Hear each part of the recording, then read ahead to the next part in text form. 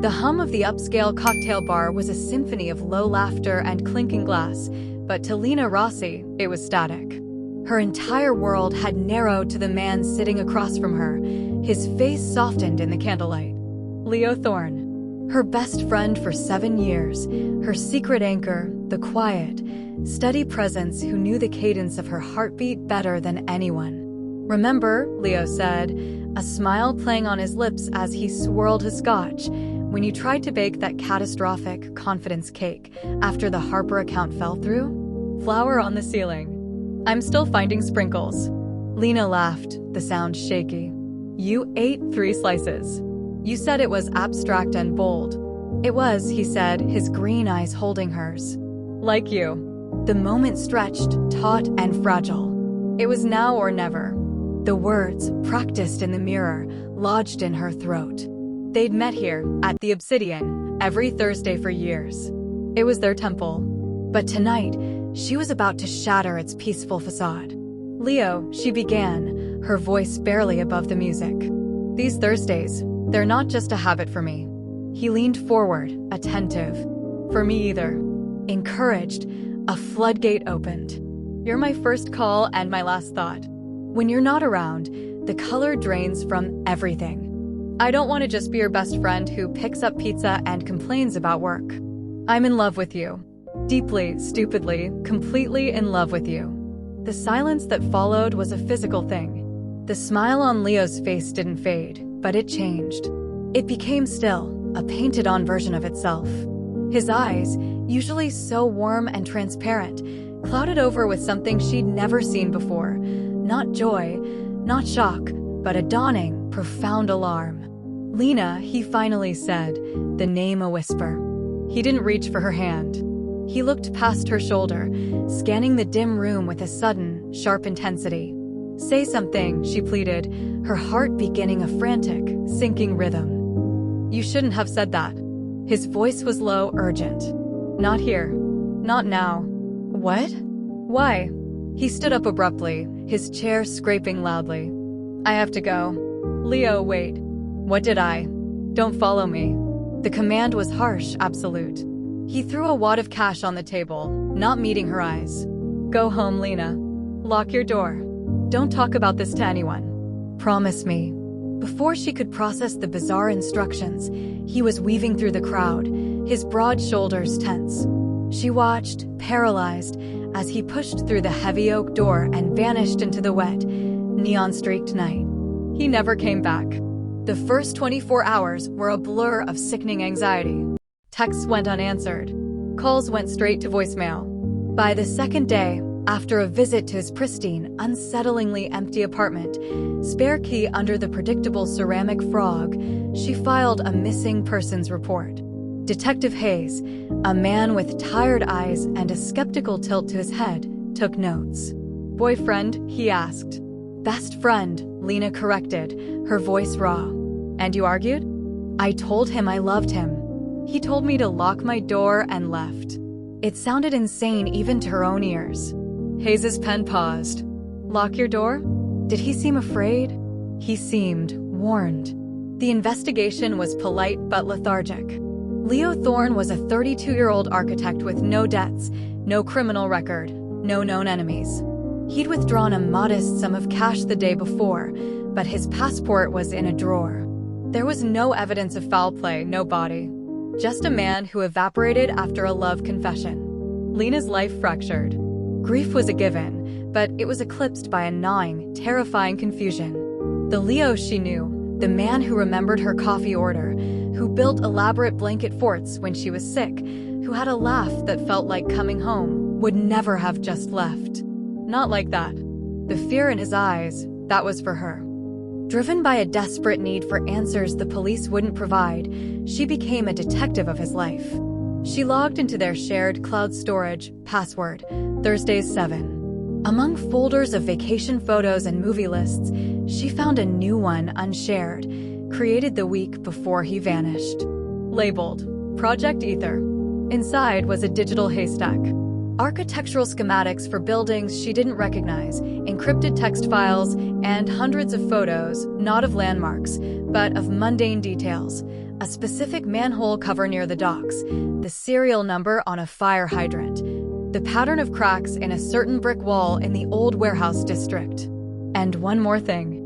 A single audio file, dated the night he disappeared, time-stamped just minutes after he left the bar. Her breath hitched as she hit play. It was Leo's voice, strained, barely a whisper, almost lost in the sound of wind and distant traffic. "Lena, if you're hearing this, you dug. I'm sorry. I wanted a normal life. With you.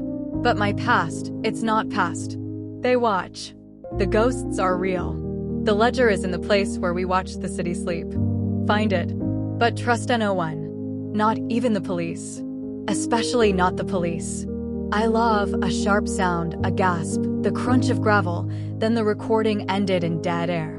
She played it again and again, until his voice was etched into her bones. The place where we watched the city sleep. One summer night, they'd scaled a maintenance ladder to the roof of his old college library, a Gothic building slated for demolition. They'd talked until dawn, the sprawling city lights twinkling below them. That was the place. The old library was a skeletal silhouette against a bruised sky. Slipping past the construction fence was easy. The interior was a carcass of stripped walls and hanging wires. Her flashlight beam cut through the dust as she climbed stairwells that echoed with emptiness. On the roof, the wind whipped her hair. The view was the same, but the feeling was one of profound violation. She went to the ledge where they'd sat. Running her hands over the crumbling concrete, she felt a loose section. Heart hammering, she pried it up. Beneath it, wrapped in waxed cloth, was a small, black moleskine notebook, the ledger, and a worn, silver key on a simple ring. Flipping through the ledger under her flashlight, her blood ran cold. It wasn't a diary. It was a meticulously coded log. Dates, coordinates, initials, and sums of money in the millions. Next to some entries were small, hand-drawn symbols, a stylized eye, a crowned serpent. On the inside back cover, scribbled hastily, was a list of names. One was circled, violently, M. Croft. Another was underlined, Detective R. Hayes. Detective Hayes. Trust no one. Especially not the police. A floorboard creaked behind her. Not the wind. Lena snapped the flashlight off, clutching the ledger to her chest, shrinking into the shadows. "Ms. Rossi," a familiar, weary voice called out. Detective Hayes stepped into the dim moonlight filtering from below, his hands in his pockets.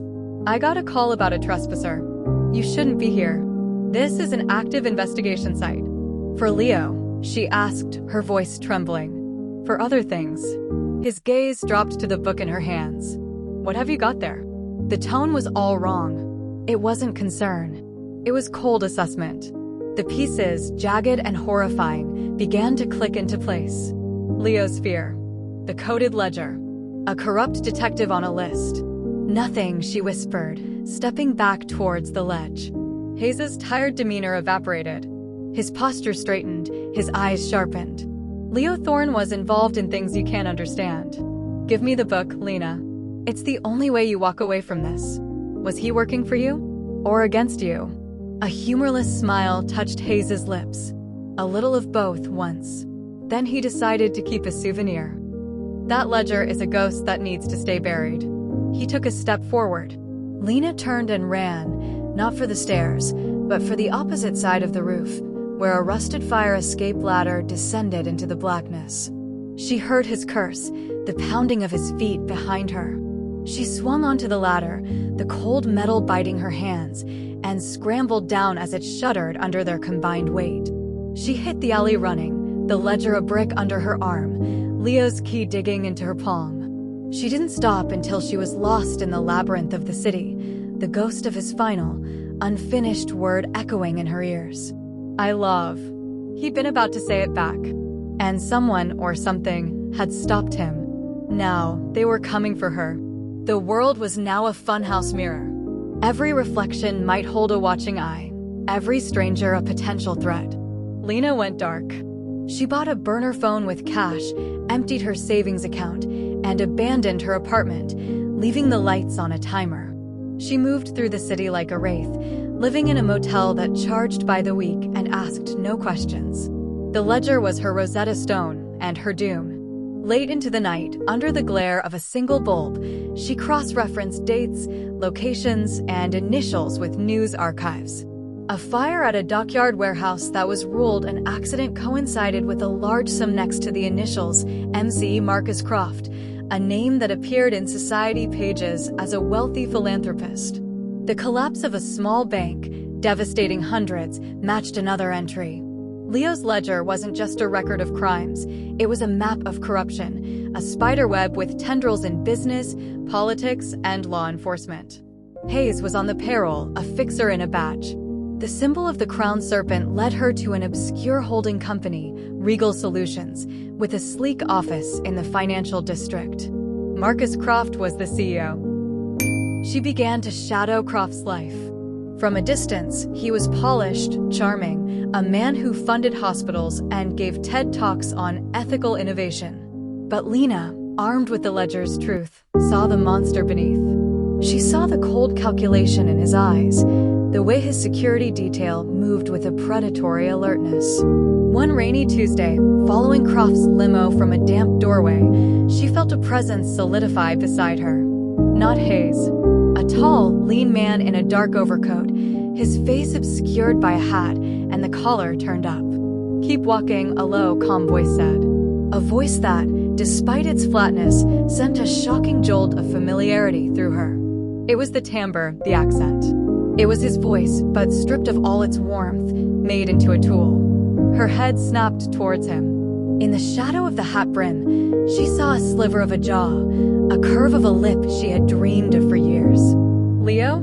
The name was a choked sob. "Don't say that name," he hissed, his hand closing around her elbow, steering her firmly into a narrow, deserted side street.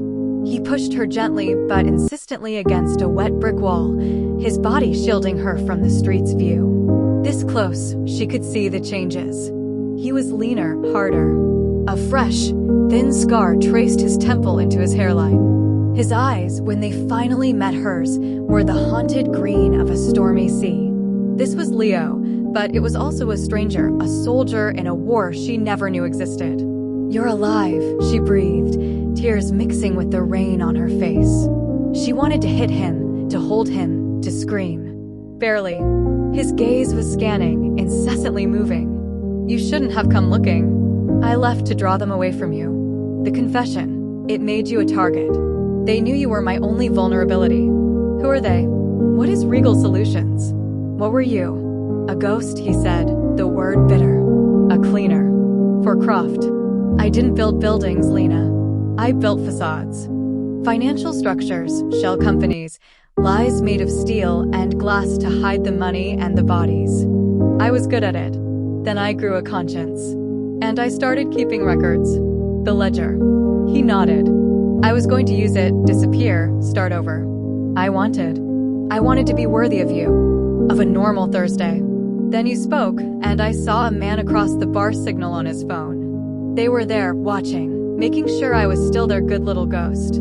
Your love was my death sentence, and yours if I stayed." His thumb, rough and cold, brushed a tear from her cheek. The touch was electric, a spark of the old Leo in this new, frightening version. "I had to make you hate me, to make you let go." "I could never hate you," she whispered. A painful mix of anguish and love flashed in his eyes. "You have to. It's the only way you live. Give me the ledger, Lena. I'll finish this." "No," she surprised herself with her own steel. "You vanished and left me in a nightmare of questions. You don't get to be the hero who sacrifices himself. Not again. Hayes is dirty. Croft is the king. Tell me what to do." He stared at her, seeing not the woman he'd protected, but a partner forged in the same fire. A reluctant, grim respect dawned on his face. "The key. Did you find it?" She pulled it from her pocket.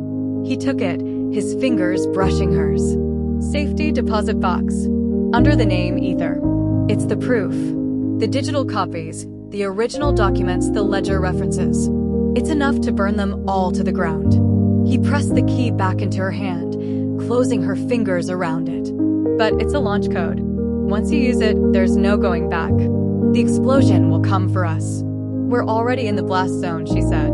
For the first time, a ghost of his old smile appeared.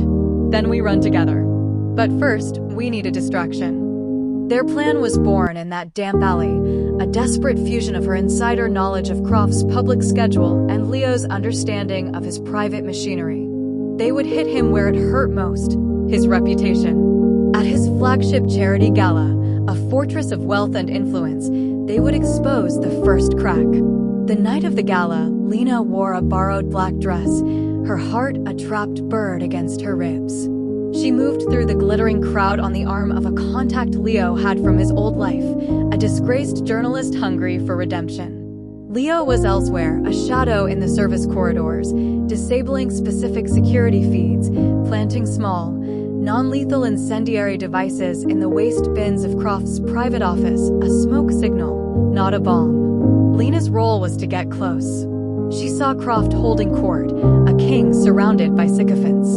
Summoning every ounce of courage, she approached, a shy smile on her face. "Mr. Croft, your work with the Children's Hospital is so inspiring," she said, her voice smooth. He turned, his gaze appreciative but distant.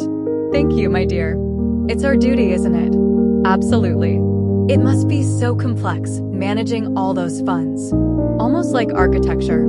She let the word hang. A micro-flicker in his eyes. A tightening at the corner of his mouth. He knew the association. Before he could respond, the first alarm blared. Not the fire alarm, a sharper, more urgent security breach tone. Then, smoke began to curl from the upper mezzanine. Chaos erupted. As Croft barked orders, his cool facade cracking, Lena slipped away. In the confusion, she made her way to the bank, the key burning a hole in her clutch. The safety deposit box contained a treasure trove of damnation. USB drives, signed contracts, photographs of Croft with known criminals, and a list of numbered offshore accounts. As she stuffed it all into a bag, her burner phone vibrated. A text from an unknown number. "Hayes is en route to you. They traced the gala distraction to me. Go to the rendezvous. Now." Panic, clean and sharp, propelled her. She fled the bank just as an unmarked sedan screeched to the curb. She didn't see Hayes, but she felt his gaze. She lost herself in the subway, changing lines twice, her breath coming in ragged gasps. The rendezvous was the old, decommissioned city carousel in the park, a place of painted horses frozen in mid-gallop. She arrived, the bag of evidence heavy in her arms. The park was silent, fog curling around the streetlights. Leo emerged from behind the ticket booth. He was bleeding from a cut on his brow, his shirt torn. "Hayes?" she asked. He's persistent.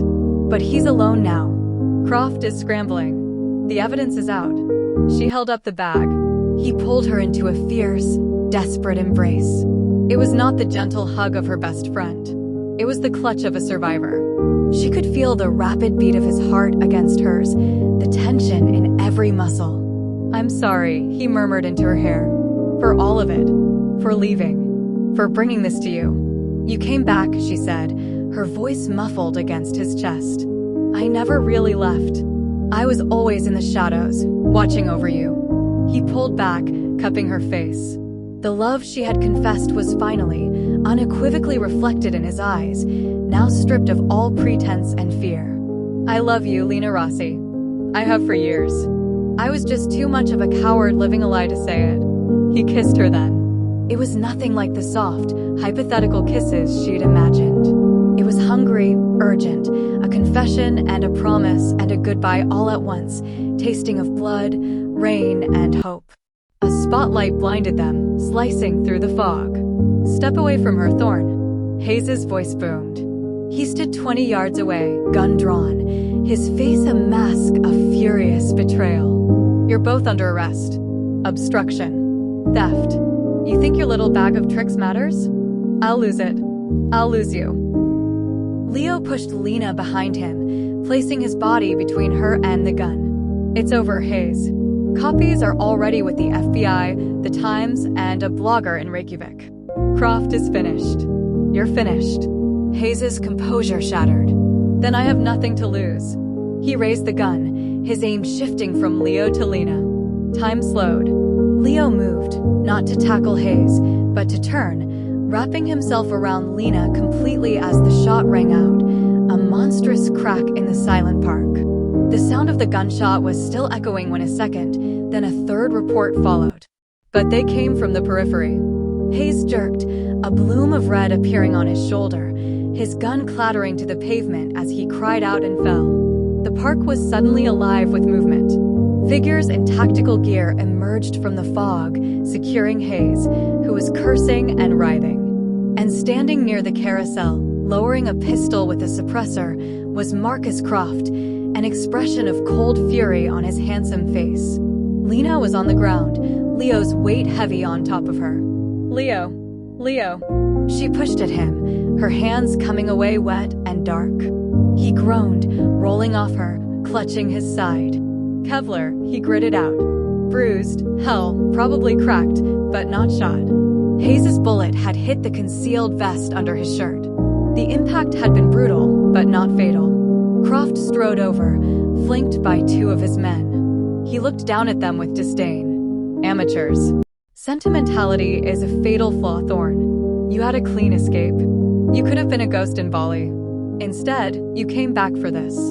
He gestured dismissively at Lena. And you, Croft turned his icy gaze on Hayes, who was being cuffed. A blunt instrument that finally broke. You were supposed to retrieve, not execute. You drew attention. They have the evidence, Marcus. Hayes spat. It's over. Croft smiled, a chilling sight.